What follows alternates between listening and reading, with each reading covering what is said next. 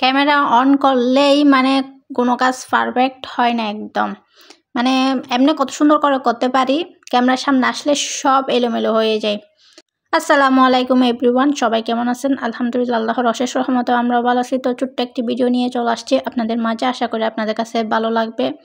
তো এই তো শুরুতে বলতেছিলাম যেটা, এই যে এখানে আমি চা বসাইছি, চা বসানোর পরে এই যে ডিম দিয়ে মানে আজকে সকালের নাস্তায় পাউরুটি টোস্ট মানে এটাই হবে আর কি, স্যান্ডউইচ যেটাই বলেন আর কি।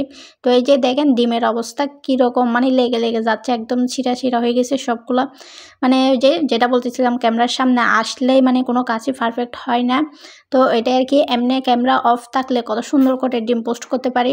এই যে এখন দেখেন কী অবস্থা।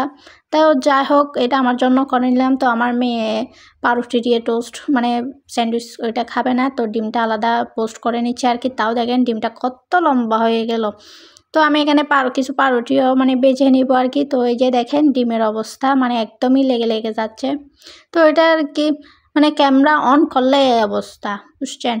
আচ্ছা যাই হোক, তো আপনাদের কাছে আমার এই ছোট্ট ভিডিওটি কেমন লাগছে অবশ্যই কমেন্ট করে জানাবেন। তো আমার আশেপাশে যদি কোনো নয়েজ শোনা যায় তো এটা ক্ষমা দৃষ্টিতে দেখবেন, যেহেতু দিনের বেলায় ভয়েস দিচ্ছি, তো গাড়ির আওয়াজ, পাখির আওয়াজ, এসব আওয়াজ শোনা যাবে, তো এটা ক্ষমা দৃষ্টিতে দেখবেন আর কি। তো কথা বলতে বলতে আজকে আমাদের এই যে সকালের নাস্তা রেডি, সিম্পল, এখানে কলা নিলাম। তো আজকে এই পর্যন্ত, আসসালামু আলাইকুম, আল্লাহ হাফেজ।